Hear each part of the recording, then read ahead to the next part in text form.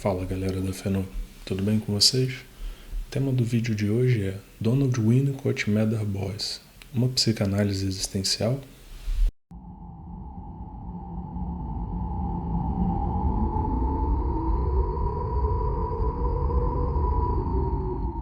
A foto utilizada na thumbnail é uma montagem, mas poderia ser real. Quem já leu o caso do Dr. Coblin, do Mather Boyce, pode ter notado na prática dele algumas intervenções que muito se assemelham às embasadas por algumas teorias de Donald Winnicott, o famoso psicanalista inglês. Ao longo do texto, ao longo desse vídeo, iremos citar os conceitos de holding, independência e teoria do verdadeiro e falso self. Zelsko Loparik, que é um winnicottiano, já discorreu acerca da possibilidade de uma psicanálise sem metapsicologia, baseada na obra de Winnicott em um famoso artigo que eu deixei aqui nas referências.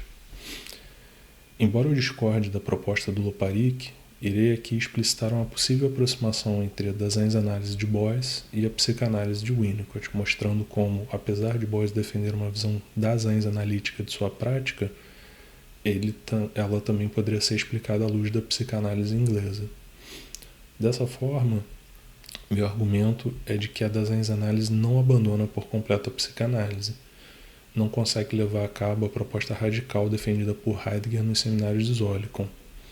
Por esse motivo, e como uma tentativa de me afastar das perspectivas psicanalíticas, denomino minha própria prática de fenomenologia existencial e não Daseins-Análise, que traz, além de Heidegger, contribuições de outros autores do campo da filosofia, da psicologia e mesmo das artes em geral, como a literatura.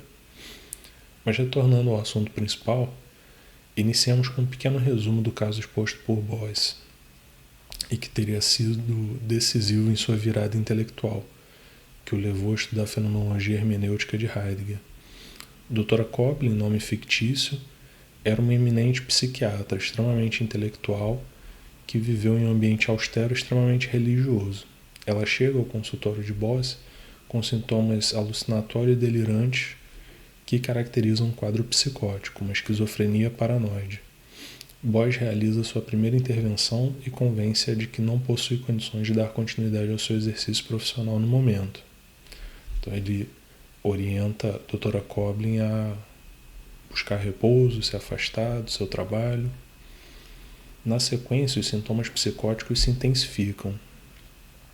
Coblin passa a ter alucinações visuais concernentes ao rosto de beatas que a acusam severamente e de máscaras que pairam no ar frente à sua face. No campo auditivo, também há mudanças significativas, pois ela relata que cada pequeno som parece revelar um conteúdo escondido e significativo, indicando uma catástrofe iminente. Em um certo momento, após uma ligação da paciente, Boyce recebe um conjunto de anotações, dentre as quais destaca-se o trecho a seguir. A carta diz assim: agora você e os outros psiquiatras estão tentando me impedir de sobreviver a essa invasão. Vocês estão me dizendo que tudo isso é um produto de minhas forças inconscientes reprimidas.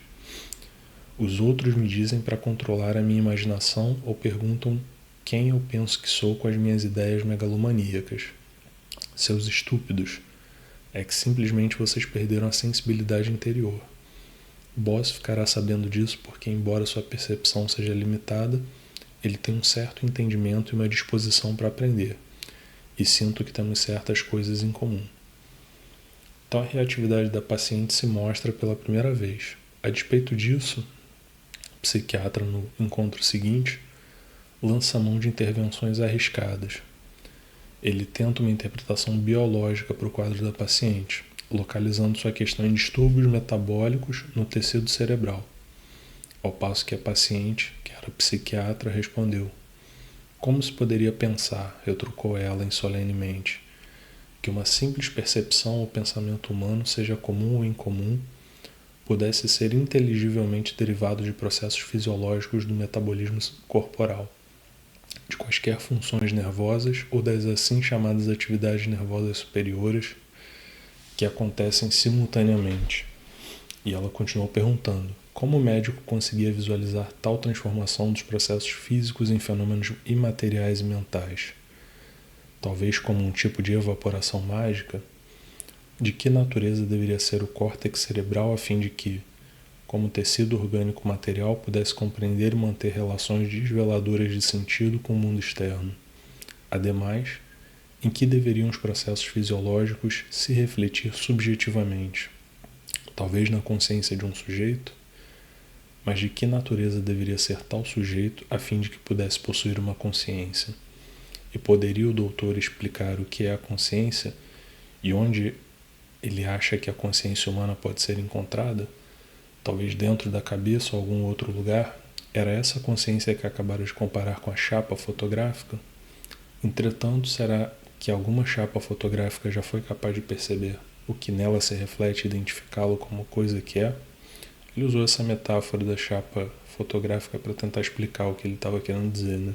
E ela confronta ele. Após o fracasso da interpretação biológica, o Bose lança a mão de uma interpretação centrada na teoria do inconsciente, contestando o estatuto de realidade das alucinações apresentadas pela paciente. E aí, novamente, ela responde de maneira efusiva. Ela diz assim: não me venham novamente com essas baboseiras psicológicas, tentando transformar em ficção esses espiões e motocicletas, dispondo deles como meras alucinações e projeções do meu inconsciente ou qualquer outra realidade psíquica. De qualquer maneira, o que vocês psiquiatras sabem da realidade? Nada, absolutamente nada. E depois vocês continuam e subdividem ordenadamente algo sobre o qual vocês não têm nenhuma noção. Ficam tagarelando sobre subjetivo e objetivo, sobre uma realidade psíquica interior e uma realidade real, vinculada ao mundo exterior, pretendendo jogar uma contra a outra como se a primeira fosse real e a última puramente fictícia e alucinatória. Mas o que é que você quer realmente dizer com a palavra alucinação, considerando que você ignora totalmente o que é assim chamada realidade não alucinatória? Palavras, nada mais que palavras, e atrás delas nada. Precisamente nada, nenhum conhecimento real de qualquer espécie. As respostas da paciente deixam o psiquiatra completamente consternado e, por esse motivo, ele busca refúgio no estudo dos filósofos e teóricos clássicos de sua época. Não encontra neles quaisquer respostas até que se depara com a analítica existencial de Heidegger. Ela surge como uma solução para o problema em que ele se encontrava e torna-se a fonte de uma abordagem mais compreensiva para os relatos apresentados por Copley. Nas sessões seguintes, ele finalmente elabora uma interpretação existencial centrada no relato da paciente e diz assim: você tem toda a razão, não no sentido de dar a uma realidade prioridade sobre outra. Seria bastante fútil de nossa parte sustentar que essa mesa diante de nós não é mais real do que os seus espiões sobre as motocicletas, pelo fato de iludirem minha percepção e serem perceptíveis somente a você. Por que não deixamos que ambos existam como os fenômenos que revelam ser? Então, só há uma coisa digna de nossa atenção. É necessário considerar o conteúdo significativo pleno de tudo o que se desvela para nós. Se você continua encontrando espiões em cada esquina, e se um psiquiatra tentasse reduzir essas percepções a meras alucinações fictícias ou invenções da sua imaginação, se ele tentasse imputar-lhe somente uma realidade psíquica como projeções de seu inconsciente, então eu teria que concordar com você que ele estaria falando coisas sem sentido, sem darem qualquer contribuição para a nossa compreensão das suas experiências, pois quem é capaz de determinar o que significa basicamente psíquico e o que é imaginação? Qual é a natureza das imagens das assim chamadas imaginações ou ilusões? E onde se espera encontrá-las dentro de uma psique? Mas talvez você concorde comigo se eu disser que vejo a realidade dos seus espiões primordialmente no que eles fazem. E o que eles fazem se não espionar? Mas espionagem ocorre somente como forma de preparação para a guerra, portanto, somente quando existe um confronto entre dois inimigos entrincheirados e quando uma parte quer aniquilar a outra, ou pelo menos conquistá-la e dominá-la. O que aconteceria se você permitisse a tudo o que existe o direito de existir e se mantivesse aberta a tudo o que vir até você? Mesmo que a estrutura de sua existência antiga se tornasse muito pequena e tivesse que ser despedaçada e morrer, por que não tentar desistir de toda essa luta e de se defender? Deixe que os espiões venham e dê-lhes pleno poder para fazer o que desejam, e apenas veja o que acontece. paciente então se sente compreendida, o que aumenta a confiança no terapeuta. Ela passa então a seguir obstinadamente as recomendações dadas por ele. É após essa interpretação que Coblin compartilha com Boyce o relato de um sonho. O psiquiatra então interpreta através do sonho que a origem do seu conflito encontrava-se na infância da paciente. Ela não havia conseguido incorporar elementos de criatividade e espontaneidade do comportamento infantil. Ora, e esses elementos não são justamente os preconizados por Donald Winnicott no conjunto de sua obra? Pergunto-me então em que medida Boyce poderia ainda estar influenciado por essas teorias da psicanálise de seu tempo. A seguir, veremos mais elementos que aproximam as duas perspectivas, de Boyce e de Winnicott. Boyce relata com alegria durante a explanação do caso. Permitir que ela fosse uma criança pequena foi o abre-te sésamo que descerrou as comportas que durante tanto tempo haviam impedido que suas verdadeiras potencialidades se expressassem. Era como se ela tivesse esperado por essa permissão durante toda a vida. Mas não corresponderia essa atitude justamente ao que Winnicott conceitua como holding? O papel do terapeuta foi justamente o de levar a paciente novamente a uma situação de dependência e exercer o papel materno que não pôde ser exercido de maneira efetiva. Posteriormente, John Bowlby conceituou essa atitude dentro de sua teoria do apego como a promoção de um apego seguro.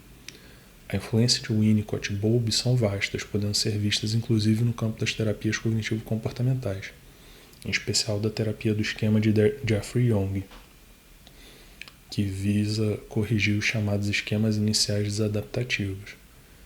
Contudo, ao final do texto, veremos como é possível uma interpretação muito mais simples desse acontecimento e do papel desempenhado pelo terapeuta. Durante todo o processo de terapia, Coblin demonstrava seu receio em desempenhar comportamentos tidos como indesejados, por terem conteúdos infantis, sexuais ou agressivos. O papel desempenhado pelo terapeuta foi o de aceitar tais comportamentos e mesmo incentivá-los como forma de reduzir a tensão. Aqui seria mesmo possível uma aproximação com a abordagem centrada na pessoa de Carl Rogers, mas não creio que ela tenha chegado ao conhecimento de Boyce, ao contrário da psicanálise.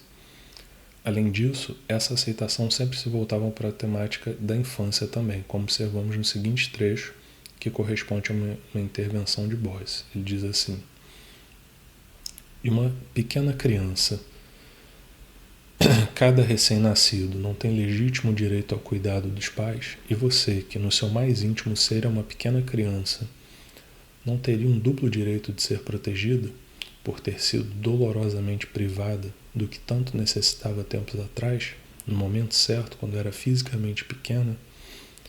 Não seria correto você ser agora amplamente recompensada por isso?" Além da preocupação excessiva com a infância, Boyce também revela uma incapacidade em abandonar por completo uma teoria acerca do psiquismo. Isso se coloca de maneira ambígua no trecho a seguir,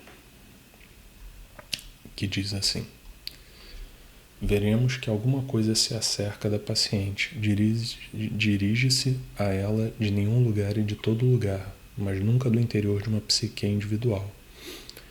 Este algo comunica emergindo do papel de desenho, da grande distância de um avião noturno, dos ruídos da rua, do ranger da cadeira do analista. Algo lhe está sendo enviado, tenta ser admitido em sua consciência e aparecer. É algo de seu futuro que se dirige a ela, vem ao seu encontro, busca ser incluído em seu presente. Esse algo, para essa paciente, é sobretudo o âmbito de fenômenos que se revelam em modos erótico-corporais de relacionamento humano com o mundo. É verdade que, em primeiro lugar, foram as severas beatas sectárias e os pregadores ascéticos que pediram a admissão à consciência da paciente, embora nas assim chamadas alucinações.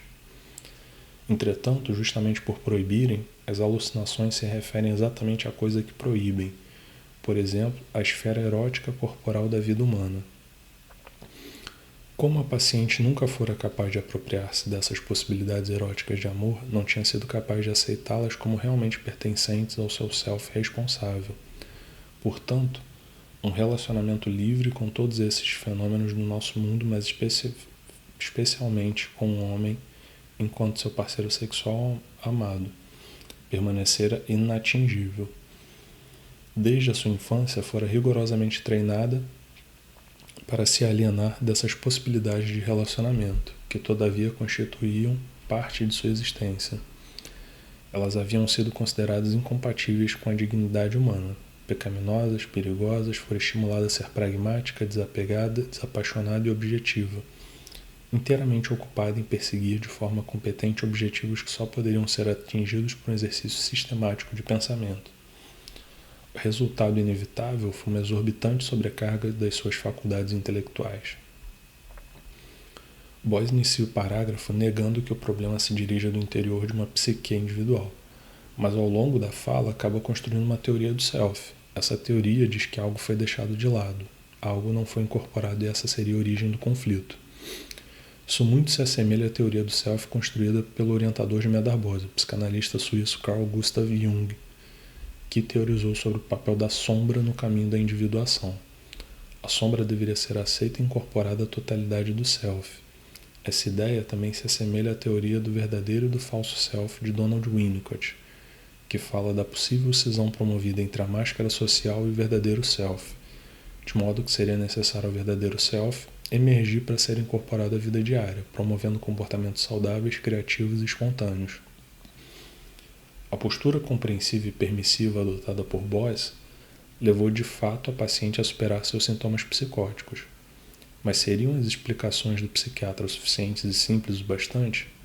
Parece-me que Boyce foi incapaz de adotar uma perspectiva radicalmente da análise analítica, pois ainda manteve elementos de um psiquismo no fundamento de sua prática exposta no caso do Dr. Coblin. A esse respeito, devemos sempre lembrar da fala inicial de Heidegger nos seminários de Zolikon. Ele diz assim: todas as representações encapsuladas, objetivantes de uma psique, um sujeito, uma pessoa, um eu, uma consciência, usadas até hoje na psicologia e na psicopatologia, devem desaparecer na visão da análise analítica em favor de uma compreensão completamente diferente. O que o existir enquanto Dasein significa é um manter aberto de um âmbito de poder apreender as significações daquilo que aparece e que se lhe fala a partir de sua clareira.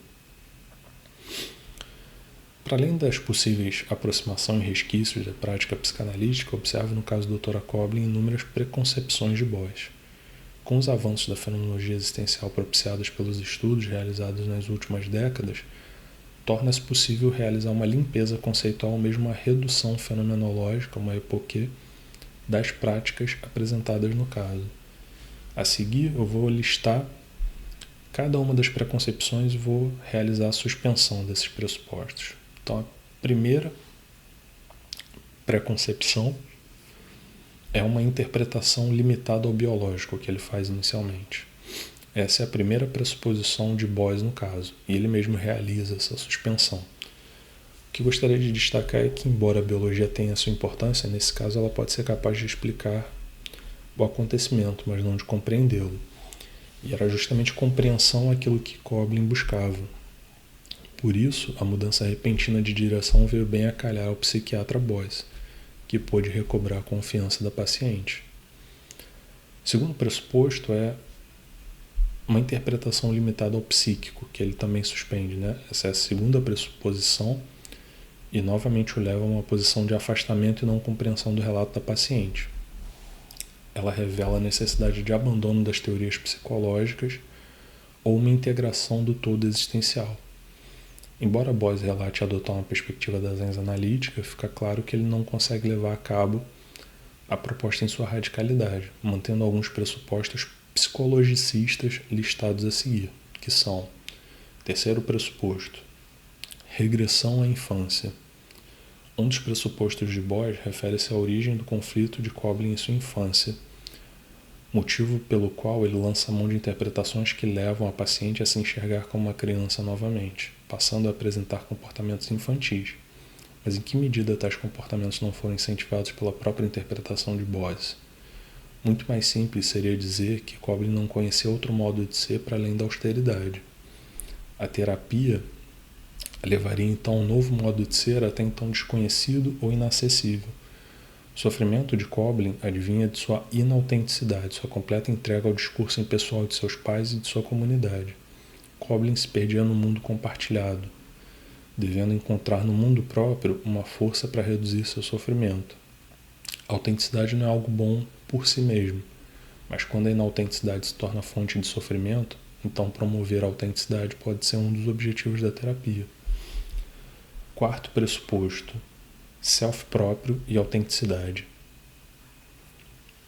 Embora eu concorde com o efeito benéfico da promoção da autenticidade nesse caso, me parece que para Boyce, no caso do Dr. Coblin, a ideia de um self próprio e autêntico como elemento de saúde ainda permanece no campo de uma teoria. A gente pode contrapor o caso do Dr. Coblin ao caso Ellen West, do Binswanger, em que a paciente parece completamente perdida no mundo próprio, em completa desconexão com o mundo compartilhado. Sua visão pessoal era tudo o que importava, e com isso a fonte de seu transtorno. Desse modo, a gente deve realizar uma suspensão desse pressuposto e entender sempre o papel da autenticidade na situação concreta. Quinto e último pressuposto: teoria do self. Boyce ainda mantém uma teoria do self, compreendendo que há elementos do psiquismo que devem ser incorporados para que a paciente apresente uma melhora terapêutica. Suspendendo esses pressupostos, podemos ter uma compreensão mais simples do papel do terapeuta como alguém que apresenta novos modos de ser a paciente. Não é necessário que sejam elementos reprimidos ou que eles façam parte de um self. Basta compreender que ela não se permitia agir de determinados modos. Ou seja, há uma mudança em seu modo de ser, que é propiciada pela relação terapêutica, e para isso não se faz necessária qualquer teoria do self ou de um psiquismo. E vocês já leram o caso da Dra. Coblin? Já tinham pensado nessas proximidades da Daseins-Análise com a psicanálise? O que vocês acham? Vocês acham que a Daseins-Análise de fato abandonou a psicanálise ou ela ainda mantém elementos psicanalíticos? Comentem aí embaixo, deem um like para aumentar o alcance do vídeo, sigam o canal e vamos crescer a nossa rede. Um abraço.